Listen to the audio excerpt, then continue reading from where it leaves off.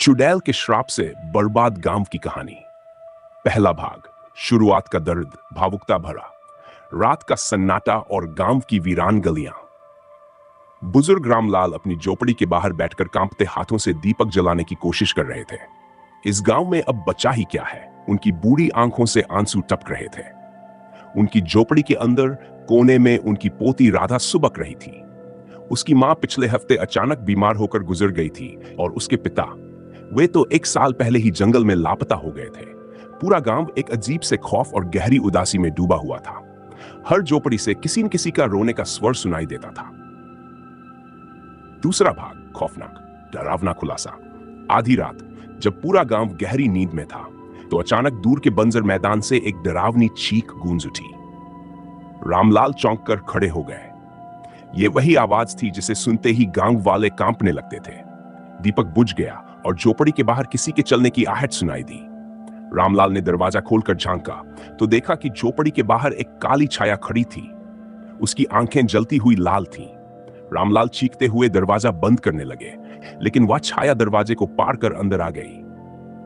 तुम सबको श्राप दिया गया है, उसने एक भयानक स्वर में कहा। तुम लोग अपनी गलतियों की कीमत चुकाओगे।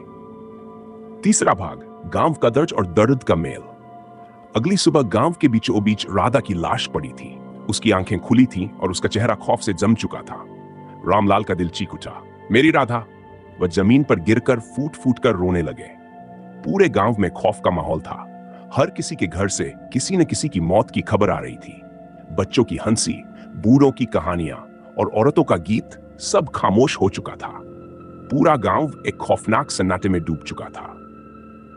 चौथा भाग। रहस्य का खुलासा, भयानक सत्य। गांव की सबसे बुजुर्ग महिला काकी ने एक चौंकाने वाला रहस्य बताया। उसने कहा, यह श्राप हमारी करनी का फल है। आज से 80 साल पहले गांव वालों ने एक औरत को डायन कहकर जला दिया था, लेकिन वह औरत निर्दोष थी। उसने मरते मरते यह श्राप दिया था कि इस गांव में कभी शांति नहीं रहेगी। उसकी आत्मा अब हर रात गांव में आती है और बदला लेती है। यह सुनकर गांव वालों की रूह कांप गई। हर कोई डर और पछतावे से भर गया। पांचवां भाग। अगले अध्याय का रहस्य। उस रात रामलाल ने ठान लिया कि वह इस श्राप का अंत करके रहेंगे। उन्होंने अपनी झोपड़ी में बैठकर उस पुरानी औरत के बारे में और जानकारी खोजने की कोशिश की। तभी अचानक दीपक अपने आप जल उठा और खिड़की से एक कागज अंदर उड़ता हुआ आया। उस कागज पर खून से लिखा था, अगर सच जानना चाहते हो तो उस कुएं के पास जाओ जहां तुमने उसे मारा था। अगले एपिसोड में रामलाल उस कुएं तक पहुंचते हैं, लेकिन वहां उन्हें जो मिलता है वह उन्हें और भी गहरे रहस्य में डाल देता है। क्या यह श्राप कभी खत्म होगा और वह औरत कौन थी? जानने के लिए जुड़े रहें अगले भाग में। चुड़ैल के श्राप से बर्बाद गांव की कहानी, दूसरा भाग। पहला भाग। दर्द का गहराता साया। रात की स्याही ने पूरे गांव को अपनी चादर में लपेट रखा था। रामलाल अपनी झोपड़ी में बैठे राधा की छोटी सी गुड़िया को हाथ में लिए सुबक रहे थे। उसकी मासूम मुस्कान उनकी आंखों के सामने बार बार घूम रही थी। राधा, मेरी बच्ची, तूने मुझे क्यों छोड़ दिया? उनकी कांपती आवाज झोपड़ी की दीवारों से टकरा रही थी।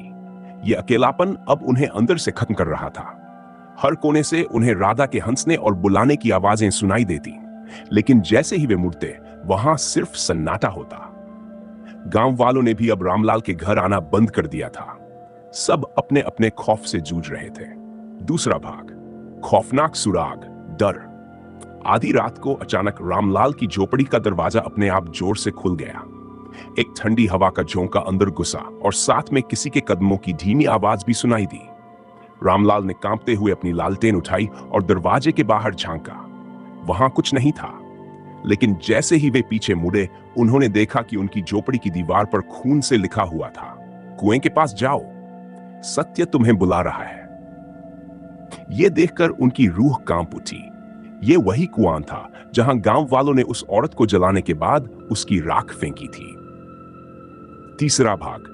अतीत का बोझ। सुबह होने पर रामलाल गांव के बुजुर्गों के पास गए और उनसे कुएं की घटना के बारे में पूछा। एक बुजुर्ग ने कांपते हुए बताया, वह औरत कोई साधारण इंसान नहीं थी। उसका नाम सुभद्रा था। उसे डायन कहकर जलाने का आरोप एक झूठ था। वह तो अपने बच्चों के लिए भोजन मांगने आई थी और गांव वालों ने उसे मार डाला। उसके बच्चे उसी रात भूख से मर गए। यह सुनकर रामलाल की आंखों से आंसुओं की धारा बहने लगी। उन्हें महसूस हुआ कि सुभद्रा का गुस्सा और दर्द उनकी आत्मा को चैन नहीं लेने दे रहा है। चौथा भाग, अद्भुत रहस्योद्घाटन।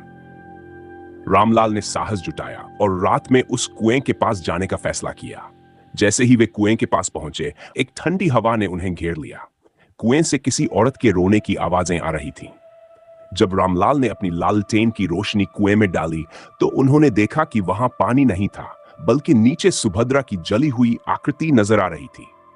उसकी जलती हुई आंखें रामलाल को देख रही थीं। वह बोली, मुझे न्याय चाहिए। जब तक न्याय नहीं मिलेगा, यह गांव खत्म होता रहेगा। रामलाल के हाथ से लालटेन गिर गई और वहां कांपते हुए पीछे हटे। पांचवां भाग, अगला रहस्य, आश्चर्यजनक मोड़। जब रामलाल घर लौटे तो उन्होंने देखा कि उनकी झोपड़ी के दरवाजे पर किसी ने एक और खून से लिखा संदेश छोड़ा था। उसमें लिखा था, सच जानना है तो उस जंगल में जाओ जहां सुभद्रा के बच्चे मरे थे। वहां तुम्हें वह मिलेगा जो सब कुछ बदल देगा। रामलाल की आंखों में खौफ और सवालों की बाढ़ आ गई। अब क्या यह सुभद्रा के श्राप को खत्म करने का कोई तरीका था? अगले एपिसोड में क्या रामलाल जंगल में जाने की हिम्मत कर पाएंगे? वहां उन्हें क्या मिलेगा? और क्या यह सुभद्रा के श्राप का अंत होगा या एक नए रहस्य की शुरुआत? जानने के लिए पढ़ें अगला भाग। चुड़ैल के श्राप से बर्बाद गांव की कहानी। पहला भाग, दर्द और खौफ का सफर, भावुकता भरा। गहरी रात, सन्नाटे से घिरे गांव में रामलाल अपने घर के कोने में बैठे थे। उनके सामने जलती लालटेन के प्रकाश में राधा की तस्वीर रखी थी। उसकी मासूम मुस्कान जैसे उन्हें हर बार पुकार रही थी। दादाजी, मुझे मत छोड़िए। वह आवाज अब भी रामलाल के कानों में गूंज रही थी। उनकी आंखों से आंसू बहने लगे। वह सोचने लगे, क्या मेरी राधा भी इस श्राप का हिस्सा बन गई? क्या वह भी उस चुड़ैल के गुस्से का शिकार थी? यह सवाल उनके दिल को भीतर तक चीर रहा था। दूसरा भाग, जंगल का खौफनाक सफर। सुबह के अंधेरे में रामलाल ने हिम्मत जुटाई और उस जंगल की ओर चल पड़े जिसका जिक्र खून से लिखे संदेश में था। जंगल घना और भयानक था, जैसे कोई उसे देख रहा हो। अचानक एक तेज चीख हवा में गूंजी, जिससे रामलाल का दिल जोर से धड़कने लगा। उन्होंने पीछे मुड़कर देखा, लेकिन वहां सिर्फ सन्नाटा था। कुछ देर बाद एक सूखा पेड़ उनके सामने गिर पड़ा। उसकी जड़ों के पास जमीन पर खून के धब्बे थे। रामलाल कांपते हुए आगे बढ़े। पेड़ की शाखाओं से लटके चीर-फाड़ के निशान और अजीब आकृतियां, जैसे कोई दर्दनाक कहानी बयां कर रही हो। तीसरा भाग, दर्दनाक अतीत का सामना, भावुक और दुखद। जंगल के बीच में पहुंचकर रामलाल ने एक पुराना टूटा फूटा घर देखा। अंदर घुसते ही उन्हें बच्चों की हंसने की आवाजें सुनाई दी। उनकी आंखें भर आईं। क्या यह वही जगह है जहां सुभद्रा के बच्चों ने अपनी आखिरी सांस ली थी? उन्होंने धीरे धीरे घर के कोने में देखा, जहां मिट्टी में बच्चों के छोटे छोटे हाथों के निशान और टूटी हुई चूड़ियां पड़ी थीं। उन्होंने खुद को उस दर्द में डूबा हुआ महसूस किया। रामलाल ने हाथ जोड़कर कहा, हे भगवान, इस श्राप को खत्म करने का कोई तरीका बताओ। चौथा भाग, रहस्य का चौंकाने वाला खुलासा, अविश्वसनीय और डरावना। घर के बीचों बीच रामलाल ने एक पुरानी संदूक देखी। उसे खोलते ही अंदर एक डायरी रखी थी। डायरी पर खून के धब्बे थे। रामलाल ने कांपते हुए उसे पढ़ा। उसमें लिखा था, मैं सुभद्रा हूं।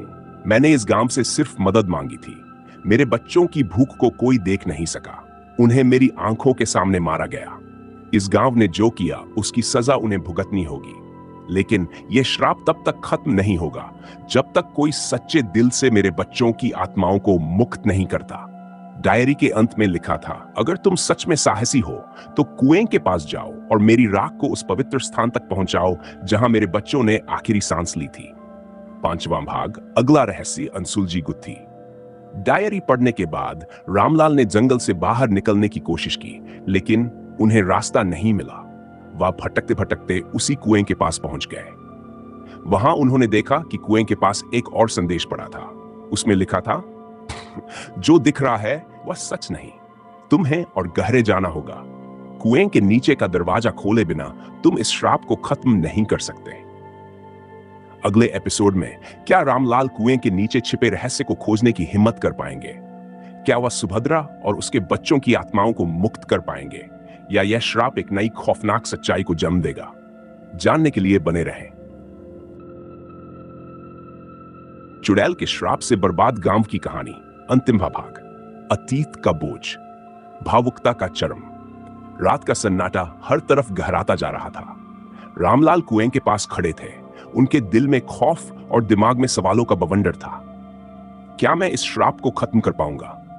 क्या मैं राधा की आत्मा को शांति दे पाऊंगा? उन्होंने कुएं की ओर देखा।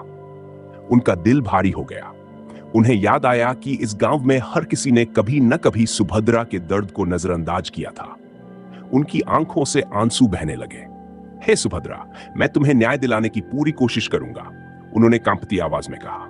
दूसरा भाग, कुएं का रहस्य, डरावना मोड़। रामलाल ने एक लंबी सांस ली और कुएं के अंदर उतरने का फैसला किया। रस्सी के सहारे जैसे जैसे वह नीचे उतरे, उन्हें अजीब आवाजें सुनाई देने लगीं। वह नीचे पहुंचे तो देखा कि कुएं के तल पर एक बड़ा दरवाजा था, जिसके चारों ओर अजीबोगरीब आकृतियां उकेरी हुई थी। दरवाजे पर खून से लिखा था, सच यहां है, लेकिन इसे खोलने की कीमत चुकानी होगी। रामलाल ने साहस जुटाया और दरवाजा खोला। अंदर का दृश्य देखकर उनकी सांसें थम गई। तीसरा भाग, दर्दनाक खुलासा। दरवाजे के पीछे एक बड़ी गुफा थी, जिसमें सुभद्रा और उसके बच्चों की आत्माएं कैद थीं। सुभद्रा की आत्मा जलती हुई आंखों के साथ रामलाल की ओर देख रही थी। उसके चेहरे पर गुस्सा और दर्द दोनों साफ झलक रहे थे। तुम सबने मुझे मारा, उसने भयानक आवाज में कहा। मेरे बच्चों को भूख और दर्द के लिए तड़पाया। अब यह गांव चैन से नहीं रहेगा। रामलाल ने कांपते हुए कहा, मुझे माफ कर दो, मैं तुम्हें न्याय दिलाने आया हूं। सुभद्रा की आत्मा ने रोते हुए कहा, अगर मेरे बच्चों की राख को पवित्र स्थान पर ले जाकर उन्हें शांति नहीं दी गई तो यह श्राप कभी खत्म नहीं होगा। चौथा भाग, अंत का संघर्ष। रामलाल ने गुफा के कोने में रखी एक मटकी देखी। उसमें सुभद्रा और उसके बच्चों की राख थी। जैसे ही उन्होंने मटकी उठाई, गुफा कांपने लगी। यह श्राप तभी खत्म होगा जब तुम इसे सही स्थान तक पहुंचाओगे, सुभद्रा की आत्मा ने कहा। रामलाल गुफा से बाहर भागे और जंगल में उस स्थान की ओर बढ़े जहां सुभद्रा के बच्चों ने आखिरी सांस ली थी। वहां पहुंचते ही उन्होंने राख को जमीन पर प्रवाहित किया। अचानक तेज रोशनी फैली और सुभद्रा और उसके बच्चों की आत्माएं मुक्त हो गई। पांचवां भाग, अंत या नई शुरुआत, रहस्य का सवाल। गांव में सन्नाटा छा गया। श्राप का असर खत्म हो चुका था। गांव में